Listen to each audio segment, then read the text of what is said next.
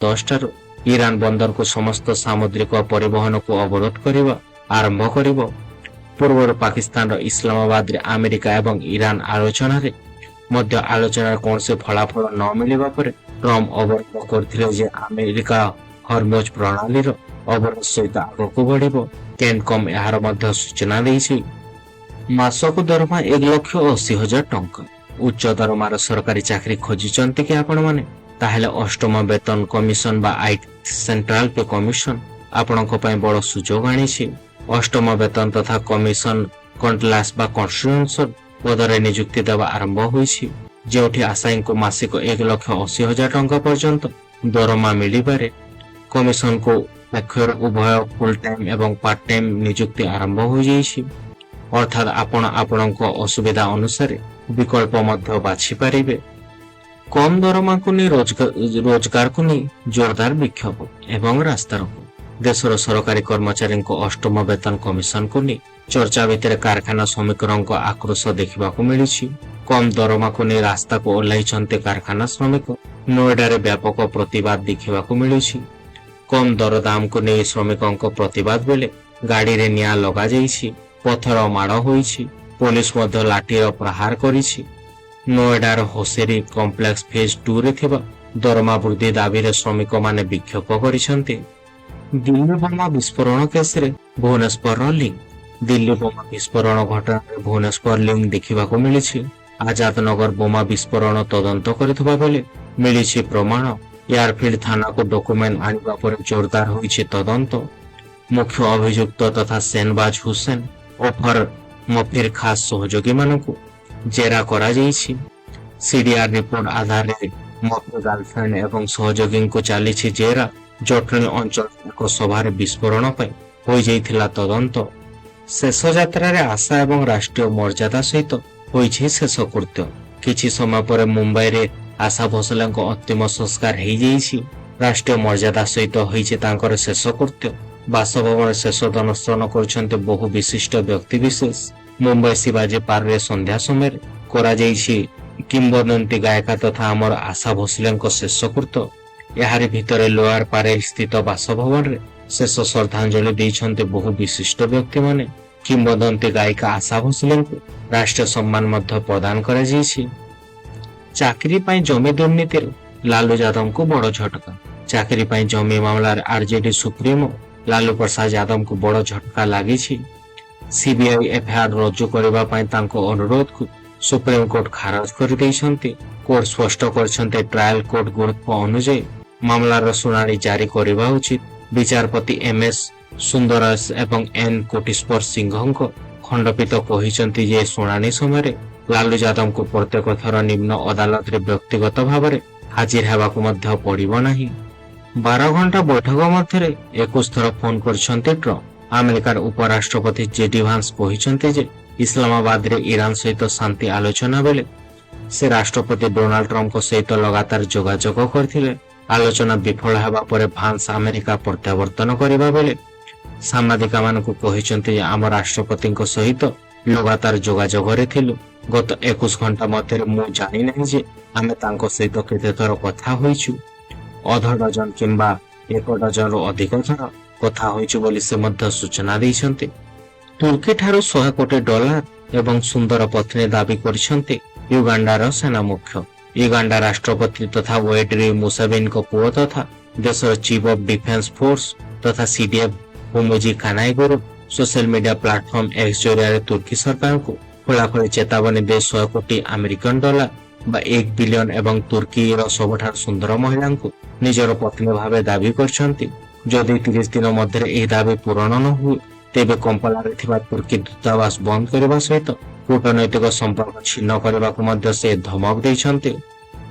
ମହିଳା ସଂରକ୍ଷଣ ଅଧିନିୟମ ପାରିତ ପାଇଁ ମୋଦି ସରକାରଙ୍କ କସରତ। ସଂସଦରେ ଲାଗୁ ହେବ ମହିଳା ସଂରକ୍ଷଣ, ଏଥିପାଇଁ ଅଣ୍ଟା ଭିଡ଼ିଥିଲେ ମୋଦି ସରକାର। ନାରୀ ଶକ୍ତି ବନ୍ଦନ ଅଧିନିୟମକୁ ନେଇ ସଂସଦର ସ୍ୱତନ୍ତ୍ର ଅଧିବେଶନ ଚାଲିଥିଲା। ସଂସଦରେ ମହିଳାଙ୍କ ବେଆଇନ ଅଧିକାର ପାଇଁ ସବୁ ରାଜନୈତିକ ଦଳର ସହଯୋଗ ଲୋଡ଼ିଥିଲେ କେନ୍ଦ୍ର ସରକାର। ଏହାକୁ ନେଇ ସରଗରମ ହୋଇଯାଇଥିଲା ରାଜନୀତି। ଦେଶର ବିଧାନସଭା ନିର୍ବାଚନ ମାହୋଲ ମଧ୍ୟରେ ମହିଳା କାର୍ଡ ଖେଳିଥିଲେ ମୋଦି ସରକାର। ଇରାନ ପରେ ନେତାନ୍ୟାହୁଙ୍କ ତୁର୍କୀର ଟାର୍ଗେଟ। ଗତ ତୁର୍କୀ ସରକାର ଇସ୍ରାଏଲର ପ୍ରଧାନମନ୍ତ୍ରୀ ତଥା ବେଞ୍ଜାମିନ୍ ନେତାନ୍ୟାହୁଙ୍କ ସମେତ 35 ଜଣ ବରିଷ୍ଠ ଅଧିକାରୀଙ୍କ ବିରୁଦ୍ଧରେ ସାଂଘାତିକ ଆଇନଗତ କାର୍ଯ୍ୟାନୁଷ୍ଠାନ ଗ୍ରହଣ କରି ପ୍ରତ୍ୟେକ ଅଭିଯୁକ୍ତଙ୍କ ପାଇଁ ସର୍ବାଧିକ 4,569 ବର୍ଷ ପର୍ଯ୍ୟନ୍ତ ଜେଲ୍ ଦଣ୍ଡ ଦାବି କରିଛନ୍ତି। ଅକ୍ଟୋବର 2025ରେ ଗାଜା ଅଭିମୁଖେ ଯାଉଥିବା ମସୁଦ ଫ୍ରୋଟିକା ଉପରେ ଇସ୍ରାଏଲ ସେନାର କାର୍ଯ୍ୟାନୁଷ୍ଠାନକୁ ନେଇ ଇସ୍ତାନବୁଲର ମୁଖ୍ୟ ପବ୍ଲିକ ତଥା ପ୍ରସିକ୍ୟୁଟର ଏହି କଠୋର ଆଇନ ମଧ୍ୟ ଅଭିମୁଖ୍ୟ ଗ୍ରହଣ କରିଛନ୍ତି। ନିମନ୍ତ୍ରଣ ରକ୍ଷା କରି ଭାରତ ଗସ୍ତରେ ଆସିବେ ପ୍ରଧାନମନ୍ତ୍ରୀ ବାଲେନ୍ ଶାହ। ପଡ଼ୋଶୀ ପ୍ରଥମ ନୀତିକୁ ଆହୁରି ସୁଦୃଢ଼ କରି ଭାରତର ପ୍ରଧାନମନ୍ତ୍ରୀ ନରେନ୍ଦ୍ର ମୋଦି ନେପାଳର ନବନିର୍ବାଚନ ପ୍ରଧାନମନ୍ତ୍ରୀ ତଥା ବାଲେନ୍ ଶାହ ବା ବାଲେନ୍ଙ୍କୁ ଭାରତ ଗସ୍ତ ପାଇଁ ଆମନ୍ତ୍ରଣ କରିଛନ୍ତି। ମରିସସରେ ଆୟୋଜିତ ଭାରତ ମହାଶିଖର ସମ୍ମିଳନୀ ଅବସରରେ ନେପାଳର ବୈଦେଶିକ ମନ୍ତ୍ରୀ ତଥା ଶଶୀର ଖାନାଲ ଏହି ଗୁରୁତ୍ୱପୂର୍ଣ୍ଣ ସୂଚନା ଦେଇଛନ୍ତି। ଚୀନର ଋଣ ଜାଲରେ ନେପାଳ ସରକାରୀ ଏୟାରଲାଇନ୍ସ ଋଣ ଭାରରେ ଅବୁଡୁବୁ। ନେପାଳ ପ୍ରାରମ୍ଭରେ ନିଜର ଘରୋଇ ଏୟାରଲାଇନ୍ସକୁ ସୁଦୃଢ଼ କରିବା ପାଇଁ ଚୀନ ନିର୍ମିତ ବିମାନ ଉପରେ ନିର୍ଭର କରୁଥିଲା, କିନ୍ତୁ ଏହା ବର୍ତ୍ତମାନ ସଙ୍କଟ ଏବଂ ଆର୍ଥିକ ବୋଝ ପାଲଟି ଯାଇଛି। ଏହି ଚୀନ ବିମାନଗୁଡ଼ିକୁ ଗତ 5 ବର୍ଷ ଧରି କାଠମାଣ୍ଡୁ ବିମାନବନ୍ଦରରେ ପାର୍କିଂ କରାଯାଇଛି। ଏହା ନେପାଳ ଏୟାରଲାଇନ୍ସ ପାଇଁ ଗୋଟିଏ ବଡ଼ ସମସ୍ୟା ପାଲଟିଗଲାଣି। ରିପୋର୍ଟ ଅନୁସାରେ ଏହି ବିମାନଗୁଡ଼ିକର ଅବସ୍ଥା ଏବେ ଏପରି ହୋଇଯାଇଛି ଯେ ସେଗୁଡ଼ିକୁ ବିକ୍ରି, ଲିଜ୍ କିମ୍ବା ଚୀନକୁ ଫେରାଇ ଦିଆଯାଇ ମଧ୍ୟ ପାରିବ ନାହିଁ। ଫଳସ୍ୱରୂପ ଏହି ବିମାନଗୁଡ଼ିକ ବିମାନ କମ୍ପାନୀ ପାଇଁ କ୍ଷତିକାରକ ସାମଗ୍ରୀ ପାଲଟି ଯାଇଛନ୍ତି। ଇରାନକୁ ଘେରିବା ପାଇଁ ଆମେରିକାର ମାଷ୍ଟର ପ୍ଲାନ୍। ଇରାନକୁ ଘେରିବା ପାଇଁ ଆମେରିକାର ମାଷ୍ଟର ପ୍ଲାନ୍ ହରମୁଜ ପ୍ରଣାଳୀରେ ରୋକିବ ତେଳ ଏବଂ ଜାହାଜ ଚଳାଚଳ। ଡୋନାଲ୍ଡ ଟ୍ରମ୍ପଙ୍କ ନୂତନ ଋଣ ନୀତି ଅନୁଯାୟୀ ଆମେରିକା ଏବେ ଇରାନର ଅର୍ଥନୀତିର ମେରୁଦଣ୍ଡ ଭାଙ୍ଗିବା ପାଇଁ ପ୍ରସ୍ତୁତ ହେଉଛି। ବିଶେଷ କରିକି ହରମୁଜ ପ୍ରଣାଳୀରେ ଥିବା 4ଟି ଗୁରୁତ୍ୱପୂର୍ଣ୍ଣ ଅଞ୍ଚଳକୁ ଚେକ୍ ପଏଣ୍ଟ କରି ଇରାନକୁ ଅଣନିଷ୍ପାସୀ କରିବାକୁ ଲକ୍ଷ୍ୟ ରଖାଯାଇଛି। ଟ୍ରମ୍ପ ପ୍ରଶାସନ ଖର୍ଗ ଦ୍ୱୀପରୁ ତେଳ ରପ୍ତାନୀ ଏବଂ ବନ୍ଦର ଅବାସରୁ ଜାହାଜ ଚଳାଚଳ ସମ୍ପୂର୍ଣ୍ଣ ବନ୍ଦ କରିବାକୁ ମଧ୍ୟ ଯୋଜନା କରୁଛନ୍ତି। ନୂତନ ତଥା ମୋସାଦ ମୁଖ୍ୟଙ୍କ ନିଯୁକ୍ତିକୁ ନେଇ ଇସ୍ରାଏଲରେ ବିବାଦ। ଇସ୍ରାଏଲର ପ୍ରମୁଖ ଗୋଇନ୍ଦା ସଂସ୍ଥା ମୋସାଦରେ ଜଣେ ନୂତନ ମୁଖ୍ୟ ନିଯୁକ୍ତି ହେବାକୁ ଯାଉଛନ୍ତି। ପ୍ରଧାନମନ୍ତ୍ରୀ ବେଞ୍ଜାମିନ୍ ନେତାନ୍ୟାହୁ ମୋସାଦର ପରବର୍ତ୍ତୀ ମୁଖ୍ୟ ଭାବରେ ମେଜର ଜେନେରାଲ ତଥା ରୋମାନ ଗୋପମ୍ୟାନଙ୍କୁ ନିଯୁକ୍ତିକୁ ଅନୁମୋଦନ କରିଛନ୍ତି। ତାଙ୍କ ନିଯୁକ୍ତିକୁ ଇସ୍ରାଏଲର ବିରୁଦ୍ଧରେ କରାଯାଉଛି। ଗୋପମ୍ୟାନ ବର୍ତ୍ତମାନର ମୋସାଦ ମୁଖ୍ୟ ତଥା ଡେଭିଡ ବର୍ନିଆଙ୍କୁ ସେ ସ୍ଥାନ ନେବେ। ଜୁନ୍ 2 ତାରିଖରୁ ସେ ଦାୟିତ୍ୱ ମଧ୍ୟ ଗ୍ରହଣ କରିପାରନ୍ତି। ଟ୍ରମ୍ପଙ୍କୁ ଝଟକା ଦେଇଛି ଅଷ୍ଟ୍ରେଲିଆ। ଅଷ୍ଟ୍ରେଲିଆର ପ୍ରଧାନମନ୍ତ୍ରୀ ତଥା ଆଣ୍ଟିନୋ ଅଲବାଇନ୍ ହରମୁଜ ପ୍ରଣାଳୀକୁ ସମସ୍ତ ଦେଶ ପାଇଁ ଖୋଲା ରଖିବାକୁ ନିବେଦନ କରିଛନ୍ତି। ଆମେରିକା ଇରାନ ଯୁଦ୍ଧ ବିରତି ଆଲୋଚନା ବିଫଳ ହେବା ପରେ ଆମେରିକା ରାଷ୍ଟ୍ରପତି ଡୋନାଲ୍ଡ ଟ୍ରମ୍ପ ହରମୁଜ ପ୍ରଣାଳୀକୁ ଅବରୋଧ କରିବାକୁ ଘୋଷଣା କରିବା ପରେ ଅଲବାଇଜିନ୍ଙ୍କ ଏପରି ବୟାନ ଆସିଛି। ଟ୍ରମ୍ପ ଘୋଷଣା କରିଛନ୍ତି ଆମେରିକାର ନୌସେନା ହରମୁଜ ପ୍ରଣାଳୀକୁ ଅବରୋଧ କରିବ, ଯାହାଦ୍ୱାରା ଜାହାଜଗୁଡ଼ିକ ପ୍ରଣାଳୀ ପ୍ରବେଶ ଏବଂ ପ୍ରସ୍ଥାନ ମଧ୍ୟ କରିପାରିବେ ନାହିଁ। 20 ନିୟୁତ ଟନ୍ ଏଲପିଜି ଆମଦାନୀ କରିବ ଭାରତ। ଚଳିତ ଆର୍ଥିକ ବର୍ଷରେ ଭାରତ 20.82 ନିୟୁତ ଟନ୍ ତରଳୀକୃତ ପେଟ୍ରୋଲିୟମ ଗ୍ୟାସ୍ ବା ଏଲପିଜି ଆମଦାନୀ କରିବ। ପେଟ୍ରୋଲିୟମ ପ୍ଲାଟିଂ ଆଣ୍ଡ ଆର୍ସିଲିଆ ସେଲ୍ସ ବା ପିସିଏସ୍ ପକ୍ଷରୁ ଏହାର ଆକଳନ କରାଯାଇଛି। ଭାରତ ଏହାର ଆବଶ୍ୟକତାର 60% ଏଲପିଜି ଆମଦାନୀ କରୁଛି। 2020-26ରେ ଭାରତର ଏଲପିଜି ବ୍ୟବହାର 34.69 ନିୟୁତ ଟନ୍ ରହିବ ବୋଲି ଆକଳନ ମଧ୍ୟ କରାଯାଇଛି। ଗତ କିଛି ବର୍ଷ ହେବ ଏହାରି ମଧ୍ୟରେ ସର୍ବାଧିକ ଏଲପିଜି ବ୍ୟବହାର ହେଉଛି। ପୂର୍ବ ବର୍ଷ ତୁଳନାରେ ଯାହା 6% ମଧ୍ୟ ଅଧିକ ଅଟେ। ପଶ୍ଚିମ ନିର୍ବାଚନ ଜିତିବାକୁ କସରତ ଡେରା ପକାଇଛନ୍ତି ଓଡ଼ିଶାର ବିଜେପି ନେତାମାନେ। ପଶ୍ଚିମବଙ୍ଗରେ ନିର୍ବାଚନ ଉପରେ ଓଡ଼ିଶାର ଆଖି ରହୁଛି। ଓଡ଼ିଶା ରାଜ୍ୟ ହୋଇଥିବାରୁ ସାରା ରାଜ୍ୟର ଏକ ନିର୍ବାଚନ ଉପରେ ଆପଣଙ୍କ ବିଶ୍ୱାସ ରହୁଛି। ବିଶେଷ କରିକି ଶାସକ ଦଳ ବିଜେପିର ଓଡ଼ିଶା ନେତାଙ୍କ ଫୋକସରେ ରହୁଛି ଏହି ନିର୍ବାଚନ। ମୁଖ୍ୟମନ୍ତ୍ରୀଙ୍କ ଠାରୁ ଆରମ୍ଭ କରିକି କେନ୍ଦ୍ରମନ୍ତ୍ରୀ ଏବଂ ବହୁ ସଂଖ୍ୟାରେ ବିଜେପି ନେତା ପଶ୍ଚିମବଙ୍ଗରେ ଡେରା ପକାଇଛନ୍ତି। ମମତାଙ୍କୁ ଗାଦିରୁ ହଟାଇବା ପାଇଁ ଚଳାଇଛନ୍ତି ଜୋରଦାର କସରତ। ସମଲେଶ୍ୱରୀ ମନ୍ଦିରରେ ସଫେଇ ବନ୍ଦ। ସଫେଇ ହେବ ନାହିଁ ଆଉ ସମଲେଶ୍ୱରୀ ମନ୍ଦିର। ସଫେଇ କର୍ମଚାରୀଙ୍କ ଦାବି ଏବଂ ଆଗବାଗି ଦରମା ଦିଅ ଏବଂ ପରେ କାମ। ସମଲେଶ୍ୱରୀ ମନ୍ଦିରରେ କାମ କରୁଥିବା ସଫେଇ କର୍ମଚାରୀ ବା ମିସ୍ତ୍ରୀ ମାଲିକଙ୍କୁ 3 ମାସ ହେଲା ଦରମା ମିଳିନି। ବାରମ୍ବାର ଅଭିଯୋଗ ପରେ ମଧ୍ୟ ଶୁଣୁନାହିଁ ଅଧିକାରୀ, ଯାହାଫଳରେ ଆଜିଠାରୁ କାର୍ଯ୍ୟ ବନ୍ଦ ଆନ୍ଦୋଳନ କରୁଛନ୍ତି। ଶତାଧିକ ସଫେଇ କର୍ମଚାରୀ ଓବିସିସି ଟଙ୍କା ଦେଉନଥିବାରୁ ଦରମା ଦେବାକୁ ସମସ୍ୟା ହେଉଥିବା ନେଇ କହିଛନ୍ତି ଏସଏମସି କମିଶନର ତଥା ରୋହନ ଖତ୍ରୀ। ବିତରଣ କମ୍ପାନୀଙ୍କୁ ଉପମୁଖ୍ୟମନ୍ତ୍ରୀ ତଥା ଶକ୍ତି ମନ୍ତ୍ରୀଙ୍କ କଡ଼ା ନିର୍ଦ୍ଦେଶ। ବିଦ୍ୟୁତ ବିତରଣ କମ୍ପାନୀମାନଙ୍କୁ ଉପମୁଖ୍ୟମନ୍ତ୍ରୀ ତଥା ଶକ୍ତି ମନ୍ତ୍ରୀ କନକ ବର୍ଦ୍ଧନ ସିଂହଦେଓଙ୍କୁ କଡ଼ା ନିର୍ଦ୍ଦେଶ ମିଳିଛି। ହିତାଧିକାରୀଙ୍କ ବଡ଼ ବିଲ୍ ବାକି ଥିଲେ ମଧ୍ୟ ବିଦ୍ୟୁତ ନ କାଟିବାକୁ ନିର୍ଦ୍ଦେଶ ଦେଇଛନ୍ତି କନକ ବର୍ଦ୍ଧନ ସିଂହଦେଓ। ପ୍ରଚଣ୍ଡ ଗ୍ରୀଷ୍ମକୁ ଦୃଷ୍ଟିରେ ରଖି ଘରୋଇ ଗ୍ରାହକଙ୍କ କ୍ଷେତ୍ରରେ ବିଲ୍ ଅନାଦେୟ ହେଲେ ବିଦ୍ୟୁତ ବିଚ୍ଛିନ୍ନ କରାଯିବ ନାହିଁ। କୌଣସି ଡିସ୍କମ୍ ଦ୍ୱାରା ଅନିର୍ଦ୍ଧାରିତ ବିଦ୍ୟୁତ କାଟ କରାଯିବା ଉଚିତ ନୁହେଁ ବୋଲି କହିଛନ୍ତି ଶକ୍ତି ମନ୍ତ୍ରୀ। ପଶ୍ଚିମ ଓଡ଼ିଶାରେ 45 ଡିଗ୍ରୀ ଛୁଇଁପାରେ ତାତି, ବଢ଼ିବ ତାତି। ଏକାଥରେ 6 ଡିଗ୍ରୀ ବଢ଼ିବ ତାତି। ପ୍ରଚଣ୍ଡ ଖରା ଯୋଗୁଁ ଭୀଷଣ ଗରମ ଆଉ ଗୁଳୁଗୁଳି ଅସହ୍ୟ ହେବ। ଆସନ୍ତା 17 ତାରିଖ ଯାଏଁ ଏଭଳି ତାତି ରହିବ ବୋଲି ପାଣିପାଗ ବିଭାଗ ପକ୍ଷରୁ ଆକଳନ କରାଯାଇଛି। ଭୁବନେଶ୍ୱର, ଭଦ୍ରକ, ଯାଜପୁର, କେନ୍ଦ୍ରାପଡ଼ା, କଟକ, ଜଗତସିଂହପୁର, ପୁରୀ, ଖୋର୍ଦ୍ଧା, ନୟାଗଡ଼, ଗଞ୍ଜାମ, ଗଜପତିରେ ପ୍ରବଳ ଗରମ ଏବଂ ଗୁଳୁଗୁଳି ଅନୁଭୂତ ହୋଇପାରେ। ଟିଟିଲାଗଡ଼, ବଲାଙ୍ଗୀର ଏବଂ ଝାରସୁଗୁଡ଼ାରେ ଦିନ ତାପମାତ୍ରା 43 ଡିଗ୍ରୀ ଛୁଇଁପାରେ। ବରଗଡ଼ରେ 42 ଡିଗ୍ରୀ ଏବଂ ବୌଦ୍ଧରେ 41 ଡିଗ୍ରୀ ରହିପାରେ ବୋଲି ପାଣିପାଗ ବିଭାଗ ପକ୍ଷରୁ ଆକଳନ କରାଯାଇଛି। ବିଭିନ୍ନ ଥାନାରେ 324ଟି ସିସିଟିଭି କ୍ୟାମେରା ଅଚଳ। ରାଜ୍ୟର ବିଭିନ୍ନ ପୋଲିସ ଷ୍ଟେସନ ଏବଂ ଆଉଟପୋଷ୍ଟରେ ବହୁ ସଂଖ୍ୟାରେ ସିସିଟିଭି କ୍ୟାମେରା ଅଚଳ ହୋଇପଡ଼ିଥିବା ନେଇ ଓଡ଼ିଶା ପୋଲିସ ମୁଖ୍ୟାଳୟ ପକ୍ଷରୁ ଗଭୀର ଉଦ୍ବେଗ ପ୍ରକାଶ ପାଇଛି। ଏ ସମ୍ପର୍କରେ ଆଇନ ଶୃଙ୍ଖଳା ତଥା ADG, Odisha computer application centre ବା OCSCCOଙ୍କୁ ଏକ ଜରୁରୀ ପତ୍ର ଲେଖି ଅବଗତ କରାଇଛନ୍ତି। ରାଜ୍ୟର ଅଧିକାଂଶ ଥାନାରେ ଅଚଳ ପଡ଼ିଛି ସିସିଟିଭି କ୍ୟାମେରା। ନେତାନ୍ୟାହୁଙ୍କ ଯୋଗୁଁ ହୋଇପାରି ନାହିଁ ଶାନ୍ତି ଚୁକ୍ତି। ବେଞ୍ଜାମିନ ନେତାନ୍ୟାହୁ ଯୋଗୁଁ ଆମେରିକା ଏବଂ ଇରାନ ମଧ୍ୟରେ ହୋଇପାରି ନାହିଁ ଶାନ୍ତି ଚୁକ୍ତି। ଏହାକୁ ନେଇ ଏକ ରିପୋର୍ଟ ମଧ୍ୟ ସାମ୍ନାକୁ ଆସିଯାଇଛି। ଇସଲାମାବାଦରେ ଦୁଇ ଦେଶର ପ୍ରତିନିଧିଙ୍କ ବୈଠକ ଚାଲିଥିବା ବେଳେ ଇସ୍ରାଏଲର ପ୍ରଧାନମନ୍ତ୍ରୀ ତଥା ବେଞ୍ଜାମିନ ନେତାନ୍ୟାହୁ ଯୁକ୍ତରାଷ୍ଟ୍ର ଉପରାଷ୍ଟ୍ରପତି ତଥା JD ଭାନ୍ସଙ୍କୁ ଫୋନ କଲ୍ ଆସିଥିଲା, ଯେଉଁଥିରେ ଯୁଦ୍ଧବିରତି ନେଇ ସହମତି ପ୍ରକାଶ ହୋଇପାରିନଥିଲା ବୋଲି ଇରାନ ପକ୍ଷରୁ ଦାବି କରାଯାଇଛି। ଗୀତରୁ ରେଷ୍ଟୁରାଣ୍ଟ ଓ ଶୁଭ ପର୍ଯ୍ୟନ୍ତ ଯାତ୍ରା। ବିଶିଷ୍ଟ କଣ୍ଠଶିଳ୍ପୀ ତଥା ଆଶା ଭୋସଲେଙ୍କ ମୃତ୍ୟୁ ସମସ୍ତଙ୍କୁ ଦୁଃଖିତ କରିଦେଇଥିଲା। ଆଶା ତାଙ୍କର ସ୍ୱରର ଜାଦୁରେ ସମସ୍ତଙ୍କୁ ବାନ୍ଧି ରଖିଥିଲେ।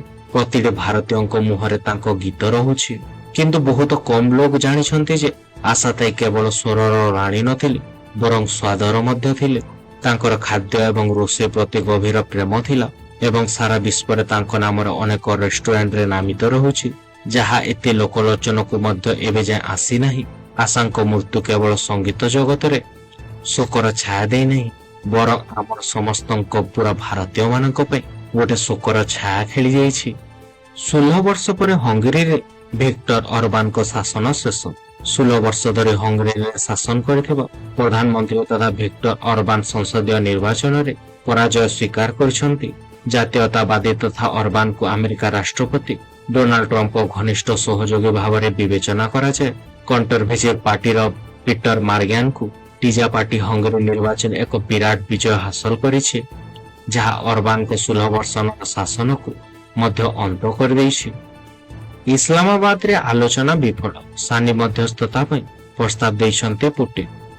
ମଧ୍ୟପ୍ରାଚ୍ୟ ଯୁଦ୍ଧ ଯୋଗୁଁ ସାରା ବିଶ୍ୱରେ ଶକ୍ତି ସଙ୍କଟ ଦେଖାଯାଇଛି। ଆମେରିକା, ଇସ୍ରାଏଲ ଏବଂ ଇରାନ ମଧ୍ୟରେ ଶୀଘ୍ର ଯୁଦ୍ଧ ଶେଷ କରିବାକୁ ବିଶ୍ୱର ବିଭିନ୍ନ ସ୍ତରରୁ ଚାପ ପକାଯାଉଛି। ପାକିସ୍ତାନରେ ଆମେରିକା ଏବଂ ଇରାନ ମଧ୍ୟରେ ଶାନ୍ତି ଆଲୋଚନା ବିଫଳ ହେବା ପରେ ରୁଷର ରାଷ୍ଟ୍ରପତି ତଥା ଭ୍ଲାଦିମିର ପୁଟିନ ମଧ୍ୟ ମଧ୍ୟସ୍ଥତା କରିବାକୁ ପ୍ରସ୍ତାବ ଦେଇଛନ୍ତି। ପୁଟିନ ତାଙ୍କର ଇରାନ ପ୍ରତିପକ୍ଷ ତଥା ମସୁଦ ପାଜିକିସ୍ତାନଙ୍କୁ ଫୋନ କରି ଆମେରିକା ଏବଂ ଇରାନ ମଧ୍ୟରେ ଆଲୋଚନା ସମ୍ପର୍କରେ ପଚାରି ବୁଝିଥିଲେ ବୋଲି ରୁଷର ନ୍ୟୁଜ ଏଜେନ୍ସି ସୂଚନା ଦେଇଛି। ହେଲେ ଆଜି ମଧ୍ୟ ସମସ୍ୟାରେ ଯୋଡ଼ି ହେଉଛନ୍ତି ଆମର ସହରବାସୀ। କାୟାକଳ୍ପ ବଦଳି ଯାଇଛି, ସ୍ମାର୍ଟ ସିଟିର ମାନ୍ୟତା ମିଳିଛି, କିନ୍ତୁ ଆଜି ମଧ୍ୟ ଅନେକ ସମସ୍ୟା ମଧ୍ୟରେ ଯୋଡ଼ି ହେଉଛନ୍ତି ସହରବାସୀ। ଅସରାଏ ବର୍ଷାରେ ରାସ୍ତାରେ ପାଣି ଯାଉଛି। ଡ୍ରୋନରେ ପିଲାମାନେ ଭାସିଯିବାର ମଧ୍ୟ ଖବର ଆସୁଛି। ବିପର୍ଯ୍ୟୟ ଟ୍ରାଫିକ ବ୍ୟବସ୍ଥାକୁ ନେଇକି ପାର୍କିଂ ସମସ୍ୟା, ରାସ୍ତାଘାଟ ସମସ୍ୟା, ଜବରଦଖଲ, ବିପର୍ଯ୍ୟୟ ପରିମଳ ବ୍ୟବସ୍ଥା ଭଳି ସମସ୍ୟାର ଲମ୍ବା ତାଲିକା ରହୁଛି। ବର୍ଷୁଛି ନିଆଁ, ଅସହ୍ୟ ତାତି ସାଙ୍ଗକୁ ଗୁଳି। ଗ୍ରୀଷ୍ମର ପ୍ରଭାବରୁ ଦାଉ ସାଜୁଛି ଖରା। ଦିନକୁ ଦିନ ଯାଜପୁର ସହରରେ ପାରଦ ବଢୁଥିବା ବେଳେ ଜନଜୀବନ ଅସ୍ତବ୍ୟସ୍ତ ହୋଇପଡ଼ିଛି। ସକାଳ 10ଟା ପରେ ରାସ୍ତାଘାଟ ସୁନସାନ ହୋଇଯାଉଥିବା ବେଳେ ପ୍ରଶାସନ ପକ୍ଷରୁ ଜଳଛତ୍ର ଖୋଲା ନ ଯିବା ସାଧାରଣ ଲୋକଙ୍କ ଅସନ୍ତୋଷକୁ ବଢ଼ିବାରେ ଲାଗୁଛି। ଅନ୍ୟପଟେ ଅଂଶୁଘାତର ମୁକାବିଲା ପାଇଁ ସ୍ୱାସ୍ଥ୍ୟ ବିଭାଗ ସଜାଗ ଥିବା ନେଇ ମଧ୍ୟ ସୂଚନା ଆସିଛି। ଅନଲାଇନ ପରୀକ୍ଷା ସେଣ୍ଟର ଉପରେ ସିବିଆଇର ଚଢ଼ାଉ। ଏସ୍ଆଇ ପରୀକ୍ଷା ସ୍କାମରେ ସିବିଆଇର ବଡ଼ ଆକ୍ସନ ଦେଖିବାକୁ ମିଳିଛି। ଏସ୍ଆଇ ପରୀକ୍ଷା ସ୍କାମ ମାମଲାରେ ଫେରାର ଅଭିଯୁକ୍ତ ଗୋବିନ୍ଦ ତ୍ରିପାଠୀଙ୍କ ସହିତ ସମ୍ପୃକ୍ତ ଅନଲାଇନ ପରୀକ୍ଷା ସେଣ୍ଟର ଉପରେ ସିବିଆଇର ପ୍ରଥମ ଚଢ଼ାଉ ହୋଇଛି। ଟୋଲକୋ ସ୍କୁଲ କମ୍ପ୍ଲେକ୍ସ ଭିତରେ ଚାଲିଛି ଏହି ଚଢ଼ାଉ। ପ୍ରାୟ 20 ଜଣିଆ ସିବିଆଇ ଟିମ୍ ତଥ୍ୟ ଏବଂ ପ୍ରମାଣ ସଂଗ୍ରହ ପାଇଁ ବ୍ୟାପକ ତଦନ୍ତ କରୁଛନ୍ତି। ଏହି ସ୍କିମ୍ ସହିତ ସମ୍ପୃକ୍ତ ଶଙ୍କର ପୃଷ୍ଟି, ମୁନା ମହାନ୍ତି, ସୁରେଶ ନାୟକ ସମେତ 17 ଜଣ ଅଭିଯୁକ୍ତଙ୍କ ବିରୁଦ୍ଧରେ ସିବିଆଇ କୋର୍ଟରେ ପ୍ରମାଣପତ୍ର ମଧ୍ୟ ଦାଖଲ କରାଯାଇଛି। ଏସ୍ସିବି ଅଗ୍ନିକାଣ୍ଡ ଘଟଣାରେ ବିଚାର ବିଭାଗୀୟ ତଦନ୍ତ। ଏସ୍ସିବି ଅଗ୍ନିକାଣ୍ଡ ଘଟଣା ବିଚାର ବିଭାଗୀୟ ତଦନ୍ତ ଆରମ୍ଭ ହୋଇଯାଇଛି। ଅବସରପ୍ରାପ୍ତ ଜିଲ୍ଲା ତଥା ଜଜ୍ ଲକ୍ଷ୍ମୀଧର ବିଶ୍ୱାଳ ଏବଂ ଟିଏମ୍ ଏସ୍ସିବି ମେଡିକାଲ କଲେଜକୁ ଯାଇ ଅନ୍ୟମାନଙ୍କୁ ପଚରାଉଚରା କରୁଛନ୍ତି। ପ୍ରାଥମିକ ଯାଞ୍ଚ ପରେ ପ୍ରତିକ୍ରିୟା ରଖିଛନ୍ତି ବିଚାର ବିଭାଗୀୟ ତଦନ୍ତ କମିଶନର ଅଧ୍ୟକ୍ଷ ତଥା ଅବସରପ୍ରାପ୍ତ ବିଚାରପତି ତଥା ଜଷ୍ଟିସ ଲକ୍ଷ୍ମୀଧର ବିଶ୍ୱାଳ।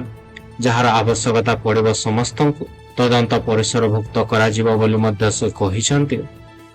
ଶାଢ଼ୀ ଦେଖିବାର ବାହାନାରେ 7.5 ଲକ୍ଷ ଟଙ୍କା ମୂଲ୍ୟର 25ଟି ଶାଢ଼ୀ ଲୁଟ୍। ଇନୋଭା କାରରେ ଆସିଲେ ଶାଢ଼ୀ ଦେଖିବା ବାହାନାରେ ସୁଯୋଗ ଦେଖି ଆଣ୍ଠୁରେ ଝାଙ୍କି ଲୁଟି ନେଇଛନ୍ତି 7.5 ଲକ୍ଷ ଟଙ୍କାର 25 ଖଣ୍ଡ ପାଟ ଶାଢ଼ୀ।